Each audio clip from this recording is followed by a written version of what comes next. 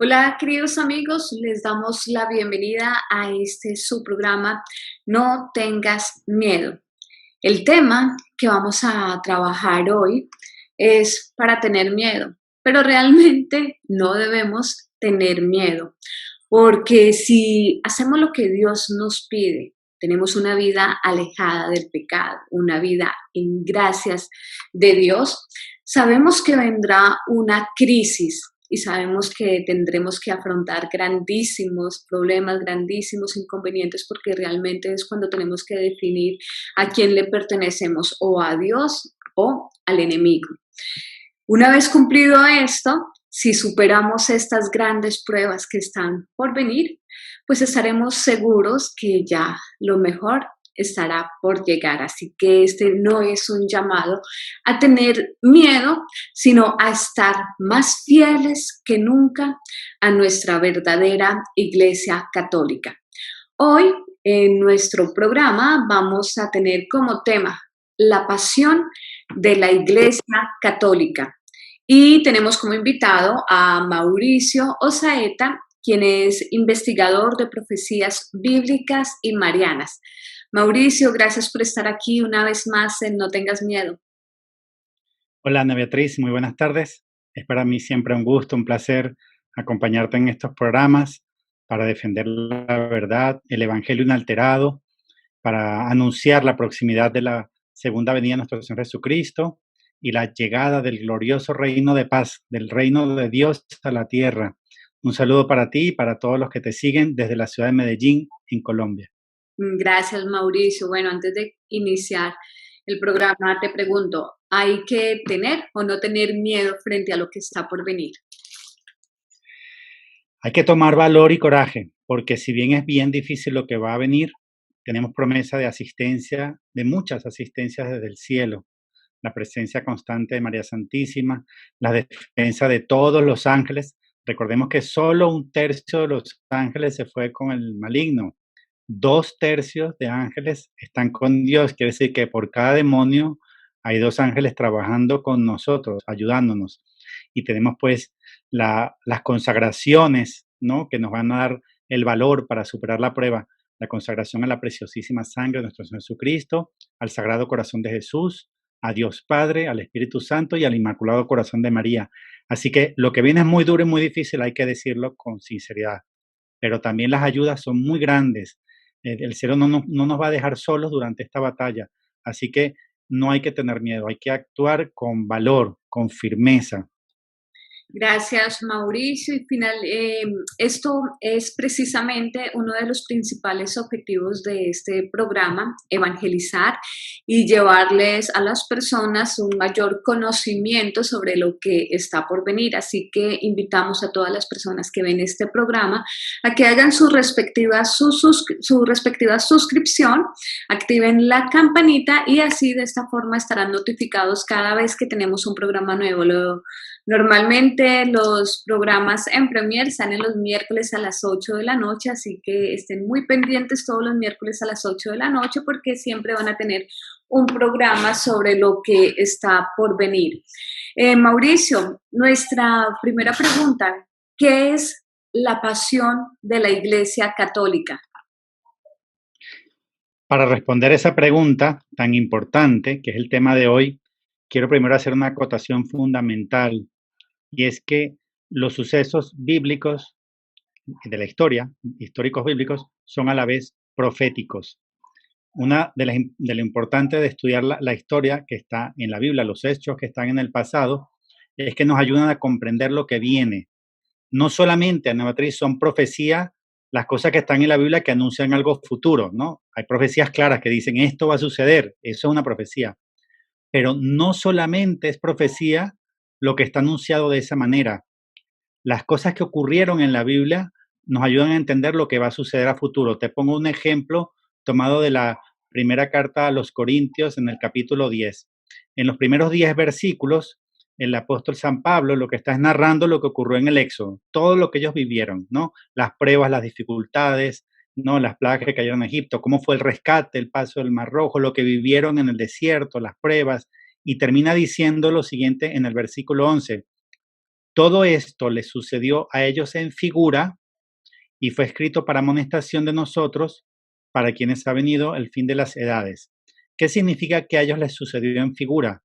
Que lo que sucedió en el éxito es figura o tipo de un suceso futuro que es antitipo, en el cual el mismo suceso se lleva a cabo en plenitud. Por ejemplo, ellos pasaron el Mar Rojo, que era una prueba, pues nosotros vamos a pasar nuestro Mar Rojo, vamos a pasar otra prueba en la cual nos veremos entre el ejército opresor y la muerte, y Dios nos va a librar.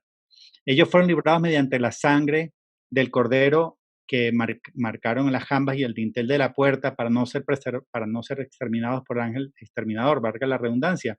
Pues nosotros vamos a vivir lo que es el sello y el ser preservados del ángel exterminador. Dice ahí en 1 Corintios que ellos murmuraron, desobedecieron, fornicaron en el desierto y cayeron muertos. Pues en ese mismo orden de ideas lo que está diciendo es que quienes se comporten de esa manera, renegando de Dios, murmurando de Dios, fornicando libremente, van a quedar en el desierto. Entonces, lo que nos explica 1 Corintios capítulo 10 es lo que sucedió es figura o tipo del evento futuro que va a ocurrir. Pero el mismo nuestro Señor Jesucristo, que además de ser nuestro pastor principal, nuestro Señor y Salvador, es también nuestro principal maestro, nos enseña que lo que ocurrió en el pasado como suceso histórico se repite proféticamente en un hecho futuro. Te pongo solamente un par de ejemplos. Dice Jesús, así como Jonás estuvo en el vientre del cetáceo 3 días y 3 noches, así tiene que estar el Hijo del Hombre, ¿no? 3 días y 3 noches en los abismos antes de resucitar. En otra parte dice Jesús, así como Moisés elevó la serpiente en el desierto, así tiene que ser elevado el Hijo del Hombre para que no, etcétera, etcétera, ¿no? O sea, Moisés subió la serpiente para que los picados de serpiente no murieran, pues el Hijo del Hombre tiene que ser elevado en la cruz para que nosotros, los picados por el pecado, no perezcamos. Entonces, en resumen, los sucesos históricos de la Biblia son a su vez proféticos. Hay ejemplos hermosísimos de eso en el libro de San Luis María Griñón de Montfort que se llama Tratado de la verdadera devoción a la preciosísima sangre. San Luis explica cómo los sucesos, por ejemplo, en la época de Jacob, lo que le sucede a él, lo que le ocurre con Esaú, cómo son sucesos históricos y anuncian un hecho bíblico profético futuro. Y él pone muchos ejemplos. San Ireneo de León, en su libro Contra las herejías, también tiene muchos ejemplos de esto que acabo de decir. ¿Por qué comencé la respuesta a tu pregunta con esto? Porque lo que hay que entender es que así como Cristo vivió él como cabeza de la iglesia, la pasión, es decir, fue traicionado, flagelado, coronado de espinas, condenado a muerte, crucificado, bueno, primero con la cruz camino al Calvario, crucificado y asesinado, ese suceso histórico es a la vez profético, es decir, que la iglesia, ya no Cristo como cabeza, sino Cristo como cuerpo místico, es decir, su iglesia, tiene que vivir lo que pasó, lo que vivió su Señor. Eso lo vemos también en una cita muy importante, Lucas capítulo 6, versículo 40 dice, no está el discípulo por encima del maestro, todo el que esté bien formado será como su maestro. Lucas 6:40. ¿Qué significa eso? Nosotros somos el discípulo, nuestro maestro es Cristo. Entonces, si el maestro pasó por su pasión, nosotros no estamos por encima del maestro para librarnos de la pasión. Por eso dice, todo el que está bien formado será como su maestro. El discípulo bien formado, fiel, va a pasar por lo que pasó su maestro. Si su maestro pasó por su pasión, entonces el discípulo va a pasar por la pasión. Este es como el resumen histórico, bíblico, según la exégesis bíblica, que nos demuestra que al haber vivido Jesús su pasión, significa que la iglesia la va a vivir también. Pero no quedaría completa mi respuesta a esta primera pregunta, Ana Beatriz, sino dejo ver que en el catecismo está directamente explicado en el numeral 677, comienza diciendo así, el numeral 677 dice, la iglesia solo entrará en la gloria del reino a través de esta última Pascua en la que seguirá a su Señor en su muerte y resurrección. Es decir, La iglesia tiene que pasar por la pasión, como Cristo pasó por su pasión. ¿Crees entonces que estamos pasando por ese momento de la pasión?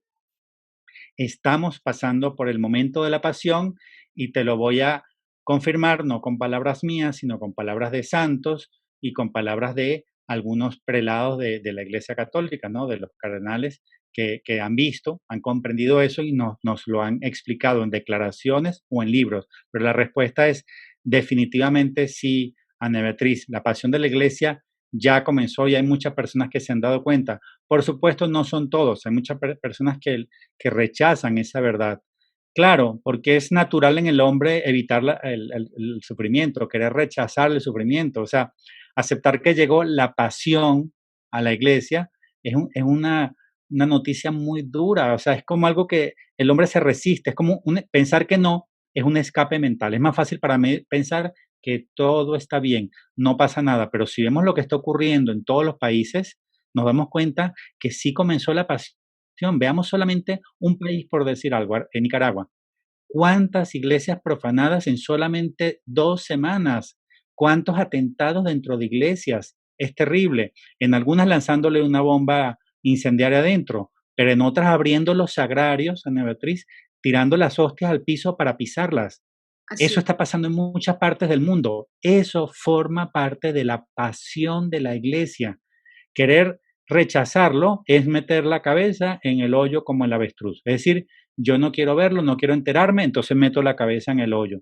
Pero es que meter la cabeza en el hoyo no hace que pase el problema. El avestruz no supera la dificultad porque meta la cabeza en el hoyo. Cree que se hace ajeno a la realidad, pero la realidad sigue ahí. Sí, grandes sacerdotes hace menos de un año, al preguntárseles si creían que estábamos en tiempos de persecución, si creían que ya había iniciado la persecución, decían que todavía no, porque todavía se podía hablar de Dios, todavía no se había prohibido, aún estaban abiertas las iglesias, que aún no había iniciado. Ahora con la situación que estamos viviendo en este 2020, ya muchos de ellos reconocen que efectivamente la persecución a la iglesia ya empezó y basta con ver con lo que sucede en muchos países de Sudamérica, en donde es más fácil y en donde es más importante tener un casino, un lugar donde se realizan diferentes tipos de apuestas. Es más importante tener esto abierto que tener prácticamente las iglesias. Entonces es imposible no reconocer que la pasión de la iglesia ya desafortunadamente ha empezado. Nos ibas a hablar, Mauricio, también acerca de las revelaciones. Esto es importante también decirlo porque algunos piensan que por tratar estos temas de últimos tiempos, de profecías, relacionan esta situación o nos llaman conspiranoicos o que también estamos en nueva era tratando de adivinar el futuro, pero queremos decirles que no es así, porque lo que se habla aquí en este programa, en No Tengas Miedo, y lo que habla Mauricio Saeta, no es con base a una opinión propia, sino que está relacionada con las escrituras, con el catecismo, como ya lo ha demostrado, y ahora vamos a ver lo que son las revelaciones privadas. Así es. En realidad hay bastantes revelaciones que han explicado cómo va a ser la pasión de la iglesia. Es decir, que han sido bastante específicas, bastante, sí, puntuales en cómo vive la iglesia lo que vivió Cristo. Recordemos que Cristo vivió traición, flagelación, coronación de espinas, condenación a muerte, con la cruz camino al Calvario y crucifixión y muerte. Entonces hay que saber identificar en la historia de la Iglesia Católica dónde están todas esas fases, qué es lo que estamos viviendo. Hay santos como San Juan Bosco, que tiene profecías importantes al respecto. También son importantes las profecías de Bruno Cornacchiona, el de Tre Fontane, ¿no? En Italia, que tiene bastante detalle con respecto a estas cosas que van a ocurrir. Tuvo varias visiones de cómo va a ser la pasión de la iglesia. Pero yo quiero puntualizar dos que me parece que son altamente relevantes, tal vez las más significativas. Una es muy breve, pero es muy importante, y la otra es tal vez la más completa y detallada. La primera que quiero entonces referir, que es extremadamente breve, pero muy, muy importante, es la profecía de San Francisco de Asís. La dio en 1226, en el año de su muerte. No, cuando él estaba enfermo, reunió a sus franciscanos, a sus discípulos, y les dio esta profecía, de la cual no la voy a leer todo, aunque tiene una sola página por área del tiempo. Solo voy a leer dos pequeños fragmentos que nos dan una idea de cómo San Francisco de Asís vio, Dios le permitió ver la pasión de la iglesia. Dice así un fragmento: sean fuertes, mis hermanos, tomen fuerza y crean en el Señor. Se acerca rápidamente el tiempo en que habrá grandes pruebas y tribulaciones. Abundarán perplejidades y disensiones, tanto espirituales como temporales. La caridad de muchos se enfriará y la malicia de los impíos se incrementará. Después agrega ya hacia el final: aquellos que perseveren, aquellos que preserven su fervor y se adhieran a la virtud con amor y celo por la verdad, han de sufrir injurias y persecuciones. Serán considerados como rebeldes y cismáticos. Esto me recuerda un poco a nuestro querido amigo ya difunto, el doctor Galat, ¿no? Que fue considerado cismático. Ujú. Continúa diciendo: porque sus perseguidores, empujados por los malos espíritus, dirán que están prestando un gran servicio a Dios mediante la destrucción de hombres tan pestilentes de la faz de la tierra.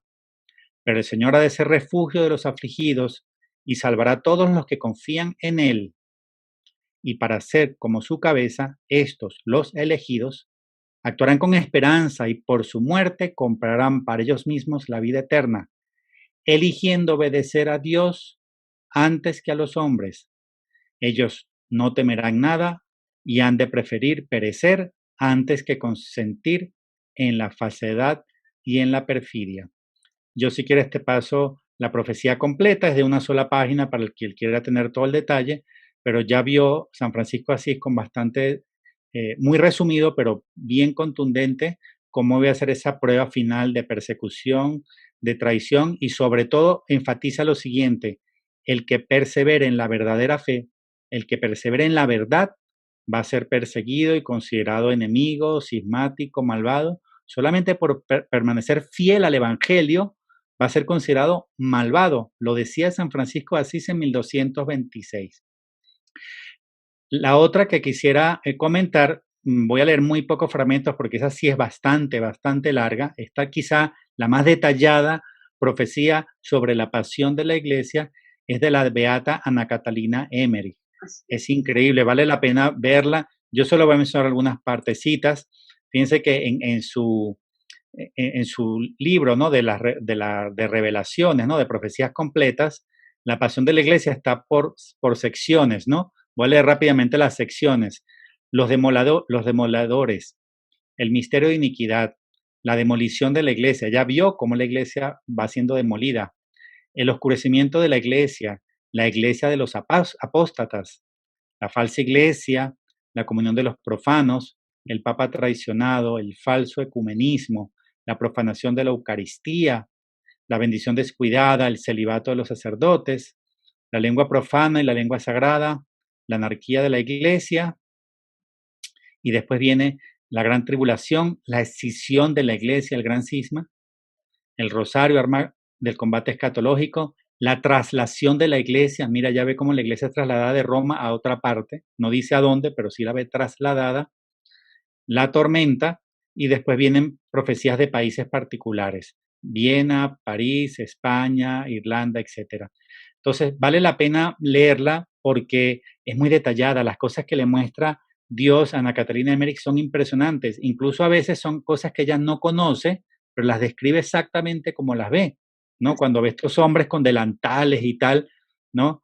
Ella está viendo masones, solo que ella no sabe lo que es un masón, pero los describe como es. Si tú ves la foto de un masón hoy en día, y es tal cual el delantal, con el compás, con la no sé qué, la escuadra. O sea, ella describe lo que ve y tú ves un masón uniformado, sin que ella Así supiera lo que significaba la masonería.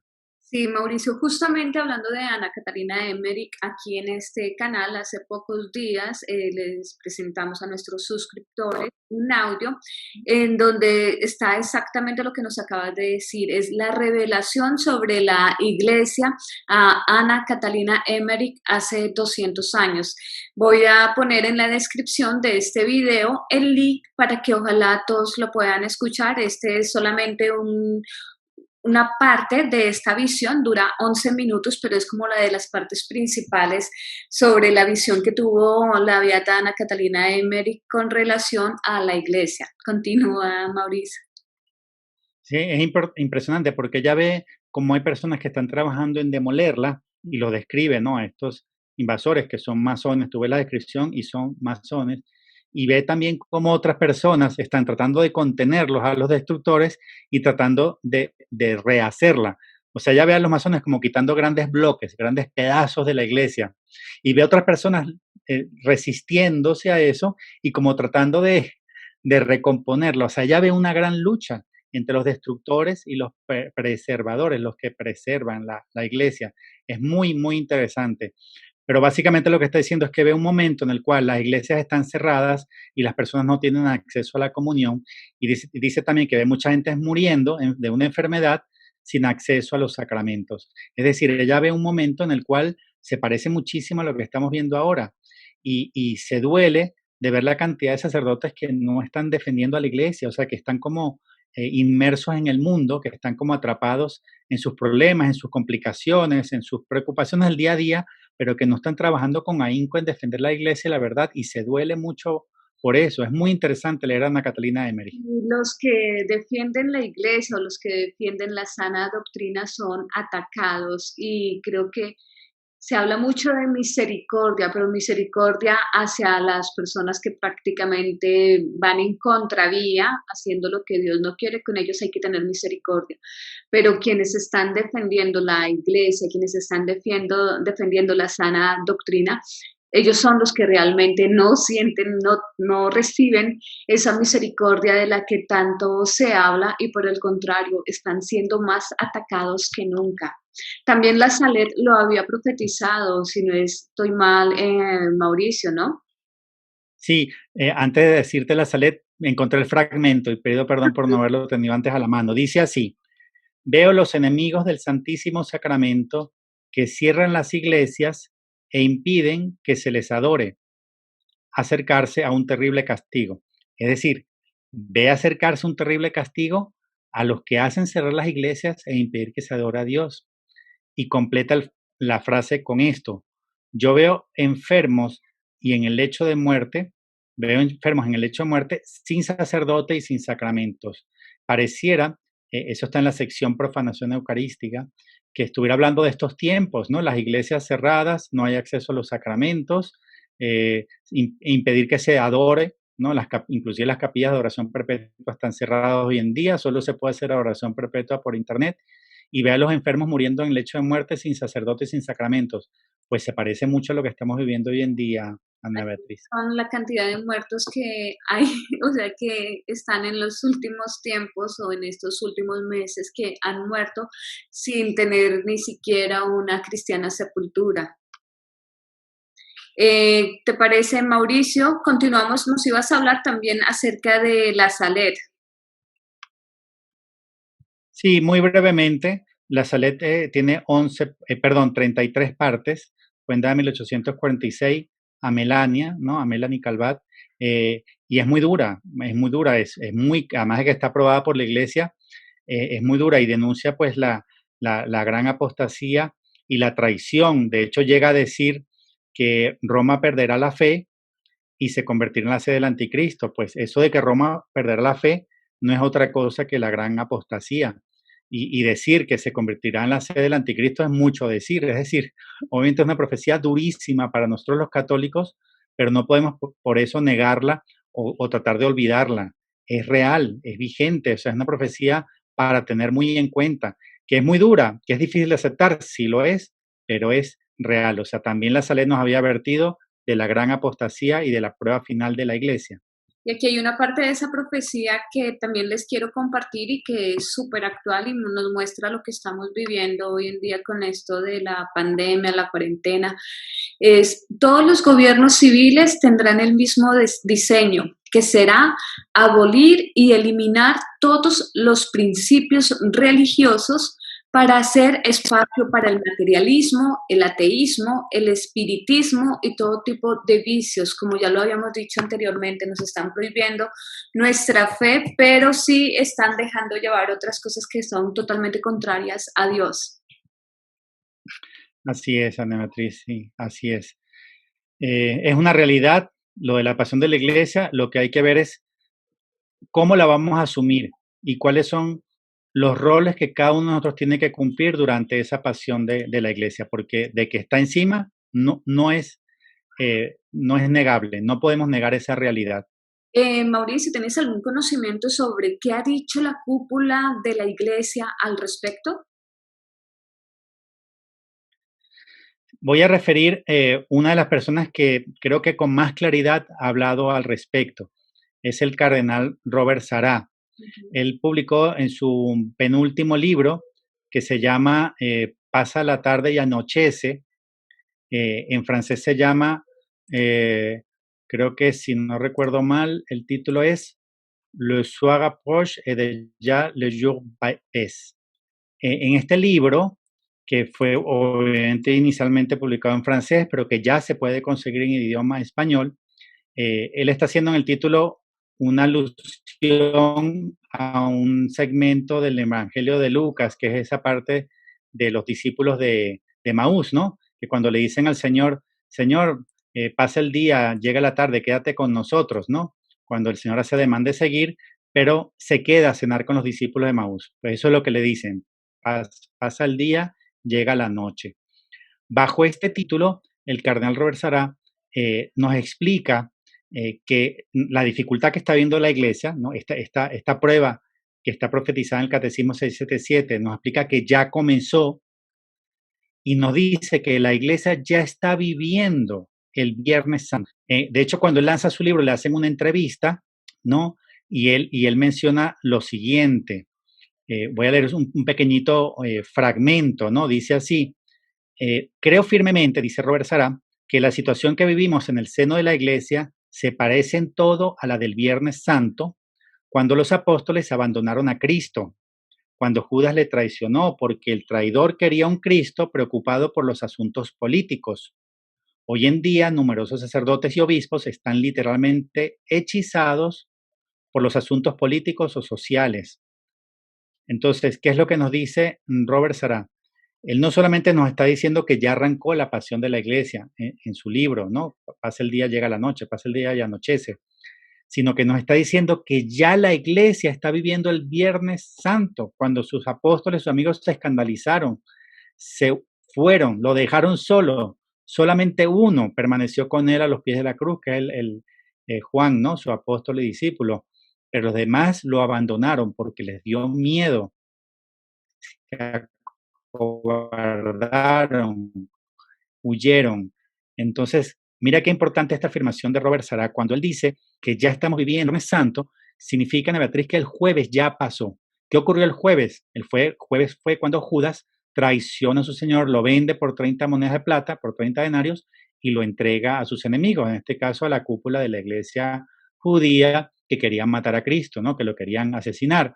Entonces, la declaración de Robert Sará de que estamos ya viviendo el Viernes Santo es muy, muy importante. Yo no sé si la gente le ha prestado suficiente atención a Ana Beatriz, porque lo que nos está diciendo es que la iglesia ya fue traicionada, ya fue vendida y entregada a sus enemigos, que son principalmente protestantismo, comunismo y masonería. Entonces, yo invito a todos a revisar esta declaración y el libro lo pueden ya comprar porque de hecho ya está disponible en lengua castellana de Robert Sará, que para mí es uno de los prelados que está más claros y que está más comprendiendo, porque no todos están comprendiendo lo que está sucediendo. Él está muy claramente comprendiendo que la pasión de la iglesia ya arrancó y estamos en el Viernes Santo. Lo que estamos tratando de entender, Ana Beatriz, es en qué fase del viernes estamos, porque el viernes ocurrió flagelación, coronación de espinas, condenación, con la cruz a cuesta camino al Calvario, etcétera. Lo que hay que determinar es en qué fase, en qué momento del viernes, por qué. Y eso lo vamos a ver en el siguiente programa que acordamos hacer. Pero para mí estamos en la flagelación porque, como mencionábamos, por ejemplo, antes, cada vez que se profana un sagrario y se agarran las hostias, se lanzan al piso para ser pisoteadas o para hacer cualquier cosa con ellas, eso es la flagelación, pero ahora masificada a nivel de tantas iglesias y tantas profanaciones en el mundo. Pero también lo podemos ver en la manera de dar o recibir indignamente al Señor a través de manos no consagradas. O sea, cuando la gente va a comulgar en la mano, no se da cuenta que está también participando en la flagelación. Entonces, todas estas cosas nos llevan a pensar que de todas las fases por las que Él la pasó nuestro Señor el Viernes Santo, yo pienso, y esto es solo opinión mía personal, esto no es de Robert Sará, que yo pienso que estamos en el momento terrible de la flagelación de Cristo, Ana Beatriz. Así es, Mauricio, desafortunadamente. Mauricio, ¿cómo nos concierne a nosotros, a los católicos, vivir esta pasión de la iglesia? Si comenzamos entonces por comprender que estamos viviendo efectivamente la pasión de la Iglesia Católica, y con base a lo que yo decía antes, que es que los hechos bíblicos históricos son a la vez proféticos, tenemos que entender que todos nosotros, Ana Beatriz, vamos a jugar un rol dentro de esa pasión de Cristo. Entonces hay que entender los roles hace 2000 años para entender los nuevos roles ahora. Un rol viene a ser el de las personas que cuando Cristo lo estaban condenando, flagelar, pues eso no tiene nada que ver conmigo. Pues sí, yo me enteré que este hombre, a este Jesús de Nazaret lo mataron o lo matan, pero yo estoy muy ocupado en mi quehacer diario y no tiene mucho que ver conmigo. Entonces, eso van a ser todas las personas del mundo y también católicos que cuando vean que se está condenando, crucificando en la Iglesia Católica, pues están muy ocupados en sus finanzas, en su vida, en sus negocios y no tienen tiempo para eso. Otro rol viene a ser el de las personas que, en obediencia a Caifás y a la cúpula de la iglesia judía, terminaron por obediencia gritando, crucifícale, crucifícale. Fíjense, qué terrible. Ellos eran judíos todos, Jesús también, María, todos ellos eran judíos. Y la cúpula de la iglesia que se separó de la verdad pidió a Pilatos que crucificaran al Hijo de Dios y exigió al pueblo que gritara y el pueblo, obedeciendo a la alta jerarquía, gritó enardecido, crucifícale, crucifícale. ¿Qué quiere decir? Que también un rol va a haber de personas que gustosas, gozosas y obedeciendo a la alta jerarquía, va a gritar contra la iglesia católica, crucifícale, crucifícale. Pues lo gritarán contra la iglesia tradicional, contra la iglesia fiel, contra la iglesia que permanezca en la palabra, que permanezca en la defensa del evangelio inalterado. Esa iglesia que no se quiera casar con el mundo, que no se quiera someter al modernismo, pues le van a gritar, crucifícale, crucifícale. Entonces, otro rol va a ser de los que condenen a la iglesia católica fiel y verdadera. Pero también tenemos el rol de los verdugos, que en este caso está representado hace 2000 años por los romanos, los que azotaron a Cristo y los que le clavaron la corona de espinas y lo crucificaron y mataron. Pues hoy en día también lamentablemente, Ana Beatriz, va a existir ese rol, el rol de los que azoten a Cristo, lo coronen de espinas, lo claven en la cruz. ¿Con qué? Pues primero con todos los pecados. La gente que vive en fornicación, en adulterio, está clavando a Cristo en la cruz, lo está dejando desnudo a la vista de todos por la vida pecaminosa, por el vestirse mal, etcétera, etcétera, ¿no? Pero también el crimen del aborto en el mundo es una locura, Ana Beatriz. Estamos llegando a 50 millones de niños abortados en el mundo. Esos son 3 niños abortados cada 2 segundos. Dígame si eso no es otra vez crucificar a Cristo, flagelarlo y coronarlo de espinas. Todos esos crímenes, pero yo quiero hacer especial énfasis en las profanaciones eucarísticas, es decir, en lo que son sacrilegios que mucha gente no lo sabe y por eso son buenos estas entrevistas, estos programas para abrirle la gente a los ojos a la gente, y es que nosotros podemos ser verdugos de Cristo simplemente por comulgar como no se debe. O sea, nosotros no tenemos las manos consagradas, nosotros no podemos agarrar el cuerpo de Cristo en nuestras manos, no se puede. Entonces, Ah, el que va a comulgar en la mano está asumiendo el rol de verdugo también, pero no voy a tocar más ese tema porque lo vamos a ver en otro programa. Entonces, ¿cuál es el último rol que quiero comentar aquí? Es el rol de los consoladores de Cristo, de los que no lo abandonan, de los que tienen el valor de acompañarlo durante toda su pasión y estar con él a los pies de la cruz. Viene a ser el rol que hizo Juan, el apóstol, María su madre, María Magdalena y María la de Cleofás, ¿no? Las tres Marías. También la Verónica, la que enjuga el rostro de Cristo, la que seca su rostro, sus lágrimas, su sudor y su sangre. Entonces, ¿qué tenemos que hacer nosotros, Ana Beatriz? Si entendemos que ya estamos viviendo la pasión y que todos nosotros vamos a jugar un rol dentro de esa pasión, esmerémonos y esforcémonos en ser de los que consuelan a Cristo, los que le limpian su rostro sangriento, los que retiran su corona de espinas, como María y Juan, que después de muerto Jesús, con amor retiran su corona de espinas, como Juan que estuvo a los pies de la cruz hasta el momento que murió, acompañando a su madre, consolándola. Seamos, Ana Beatriz, consoladores de Cristo, retiremos la corona de espinas, evitémosle latigazos. ¿Cómo? Pues primero que nada es viviendo en santidad, es lo primero que tenemos que hacer. Vivir sin cometer en pecado mortal. Cada pecado mortal nuestro flagela a Cristo y lo corona de espinas. Pero también siendo fieles a toda la oración, al rezo diario del rosario, a consagrarnos, a hacer que otros se consagren, a hacer que otros abran los ojos y se salven, a difundir la pureza, la castidad, que hoy en día casi no se habla de eso, a defender la pureza y la castidad en los niños, a luchar contra el aborto, a luchar contra la ideología de género. Todas esas cosas aminoran la pasión de Cristo, le reducen sufrimiento al agonizante Jesucristo. Y también podemos ir más allá. Podemos hacer ayunos y penitencias para ofrecerle al Señor nuestro dolor, nuestro pequeño sufrimiento y esfuerzo para minorar su pasión. También yo recomiendo mucho hacer Getsemaní, ¿no? Que es la devoción de la próxima sangre. Aquí, de hecho, atrás, aquí está Jesucristo agonizante y el rostro de Jesucristo bañado en sangre, como lo veía Bernabé en Nigeria, sudando, sangrando, coronado de espinas. Nosotros hacemos Getsemaní, yo invito a todos a hacer Getsemaní los jueves de 11 de la noche a 3 de la mañana. ¿Para qué? Para consolar a Jesús en su agonía, porque nosotros no podemos pensar como los protestantes que dicen que Jesús murió en el Calvario y ya está en su gloria, feliz en el cielo a la derecha del Padre. No, Jesucristo está crucificado hoy por los pecados del hombre, está coronado de espinas hoy, obviamente místicamente, mística, pero realmente crucificado y coronado de espinas. Entonces, seamos consoladores de Cristo, Ana Beatriz, recemos el rosario, convirtámonos, hagamos Getsemaní, hagamos nuestras consagraciones, invitemos a otros a vivir en santidad, a orar. Todas esas cosas nos van a llevar a ser, dentro de la pasión de Cristo, consoladores. Y también estando a los pies de la cruz, a pesar de la persecución, que nos amenazan, que nos rechazan, que nos difaman. Bueno, con valentía aceptemos que estamos en la pasión y que tenemos que sufrir con Cristo también.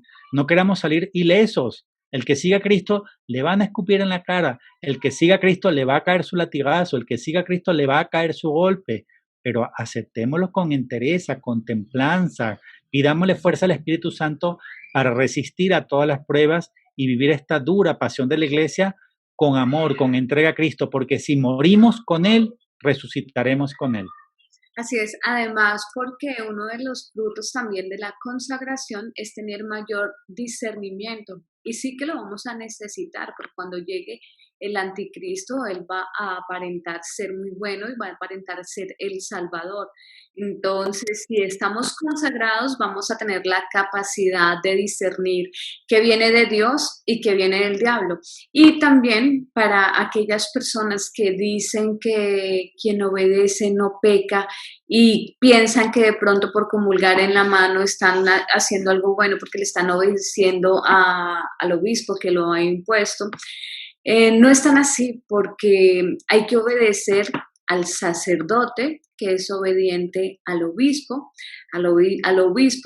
que es obediente al papa y al papa que es obediente a la doctrina. Así que ojo porque no hay nada por encima de la palabra de Dios ni del magisterio. Mauricio, muchísimas gracias una vez más por estar en este programa. Tú has tocado un tema súper, súper importante y es sobre la comunión en la mano y de pie.